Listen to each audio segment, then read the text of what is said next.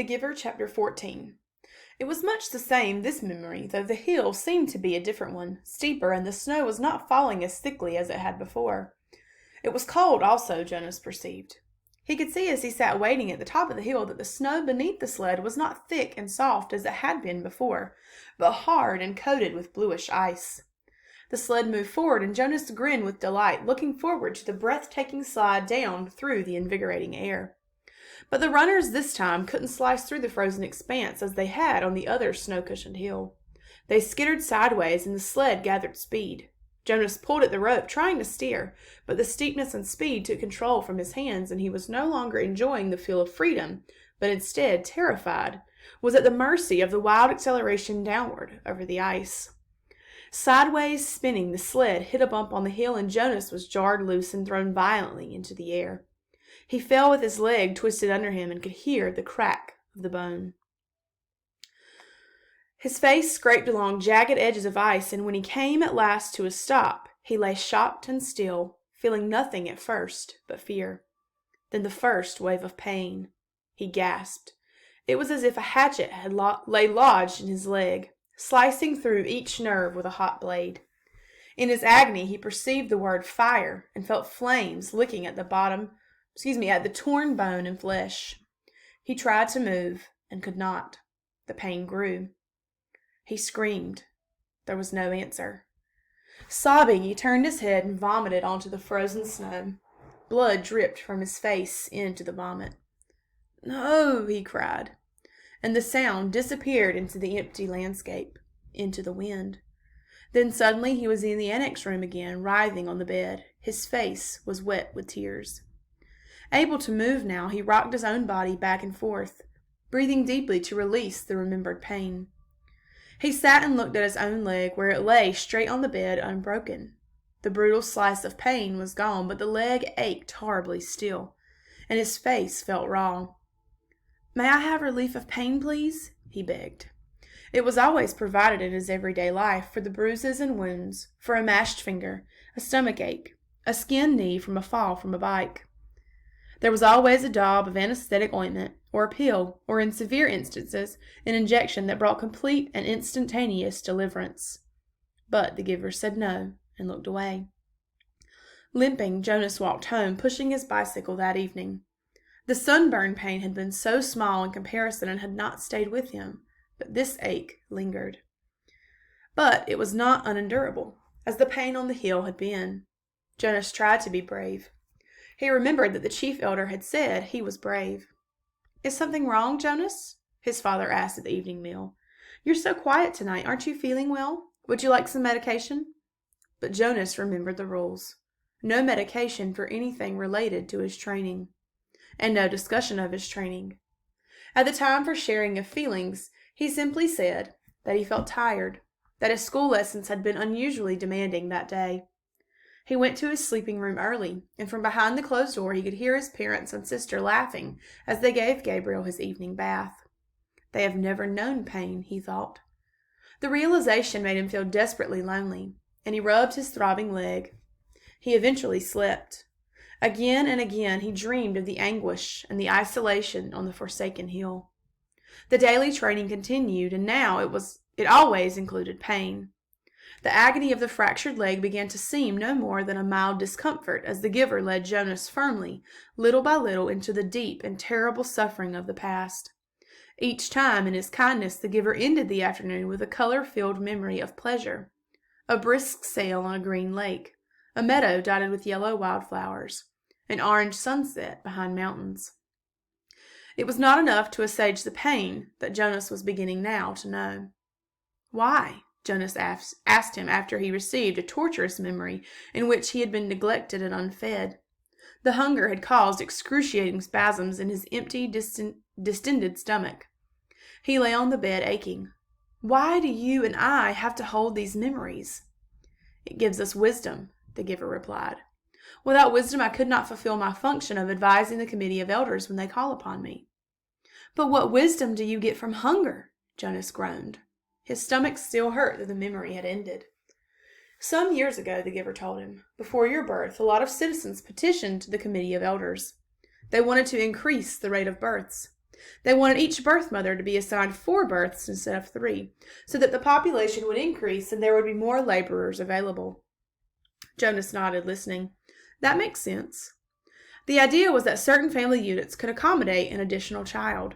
Jonas nodded again. I could, he pointed out. We have Gabriel this year, and it's fun having a 3rd child. The committee of elders sought my advice, the giver said. It made sense to them, too, but it was a new idea, and they came to me for wisdom. And you used your memories? The giver said yes. And the strongest memory that came was hunger. It came from many generations back, centuries back. The population had gotten so big that hunger was everywhere. Excruciating hunger and starvation. It was followed by warfare. Warfare? It was a concept Jonas did not know, but hunger was familiar to him now. Unconsciously, he rubbed his own abdomen, recalling the pain of its unfulfilled needs. So you described that to them? They don't want to hear about pain. They just seek the advice. I simply advised them against increasing the population. But you said that was before my birth. They hardly ever came to you for advice. Only when what was it you said? When they have a problem they've never faced before? When did it happen last? Do you remember the day when the plane flew over the community? Yes, I was scared. So were they. They prepared to shoot it down, but they sought my advice. I told them to wait. But how did you know? How did you know the pilot was lost? I didn't. I used my wisdom from the memories. I knew that there had been times in the past, terrible times, when people had destroyed others in haste, in fear, and had brought about their own destruction. Jonas realized something. That means, he said slowly, that you have memories of destruction, and you have to give them to me too, because I have to get the wisdom. The giver nodded. But it will hurt, Jonas said. It wasn't a question. It will hurt terribly, the giver agreed.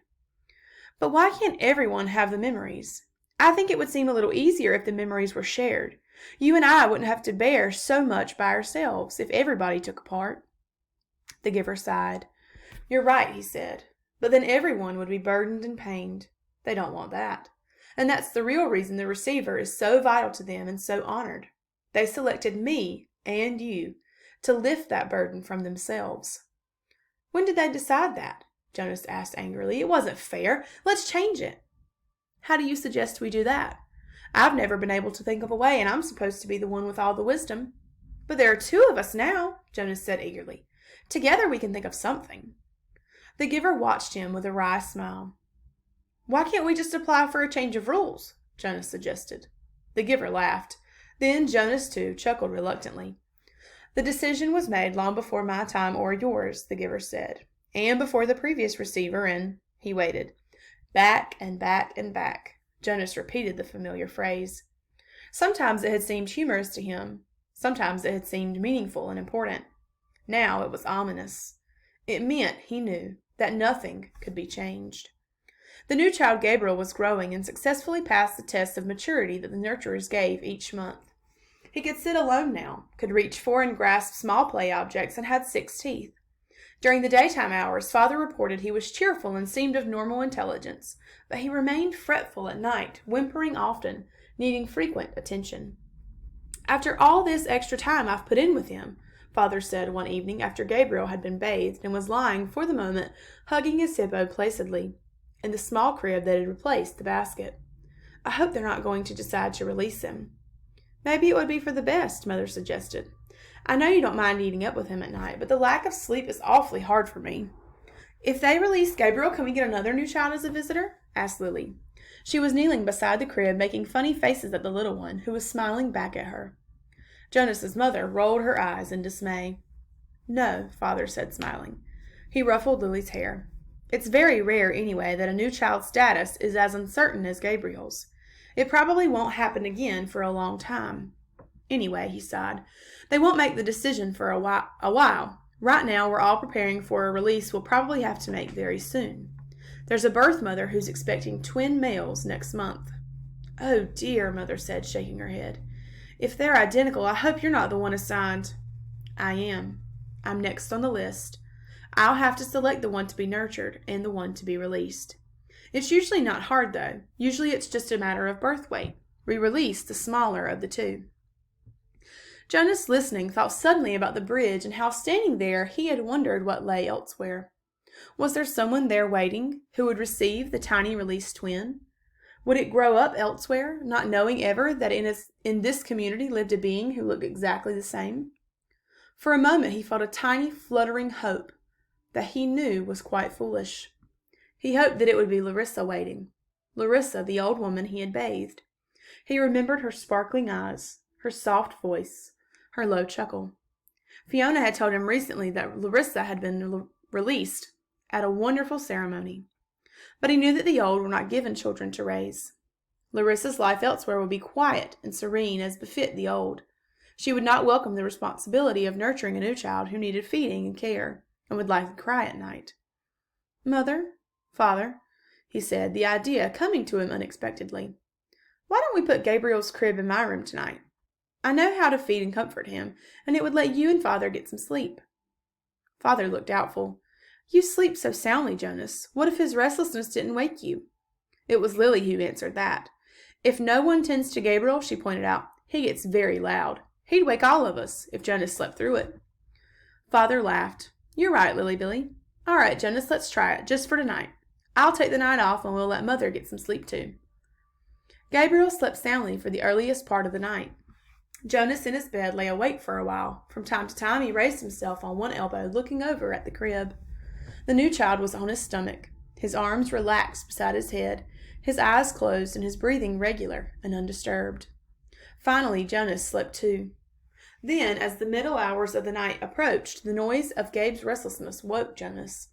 The new child was turning under his cover, flailing his arms, and beginning to whimper. Jonas rose and went to him. Gently he patted Gabriel's back. Sometimes that was all it took to lull him back to sleep, but the new child still squirmed and fretfully under his hand. Still patting rhythmically, Jonas began to remember the wonderful sail that the giver had given him not long before. A bright, breezy day on a clear turquoise lake, and above him the white sail of the boat billowing as he moved along in the brisk wind. He was not aware of giving the memory, but suddenly he realized that it was becoming dimmer, that it was sliding through his hand into the being of the new child. Gabriel became quiet. Startled, Jonas pulled back what was left of the memory with a burst of will. He removed his hand from the little back and stood quietly beside the crib. To himself, he called the memory of the sail forward again. It was still there, but the sky was less blue, the gentle motion of the boat slower, the water of the lake more murky and clouded. He kept it for a while, soothing his own nervousness of what had occurred, then let it go and returned to his bed. Once more, toward dawn, the new child woke and cried out again. Again Jonas went to him. This time he quite deliberately placed his hand firmly on Gabriel's back and released the rest of the calming day on the lake. Again Gabriel slept. But now Jonas lay awake thinking. He no longer had any more than a wisp of the memory, and he felt a small lack where it had been. He could ask the giver for another sail, he knew. A sail perhaps on ocean next time, for Jonas had a memory of ocean now, and knew what it was. He knew that there were sailboats there, too, and memories yet to be acquired. He wondered, though, if he should confess to the giver that he had given a memory away. He was not yet qualified to be a giver himself, nor had Gabriel been selected to be a receiver. That he had this power frightened him. He decided not to tell.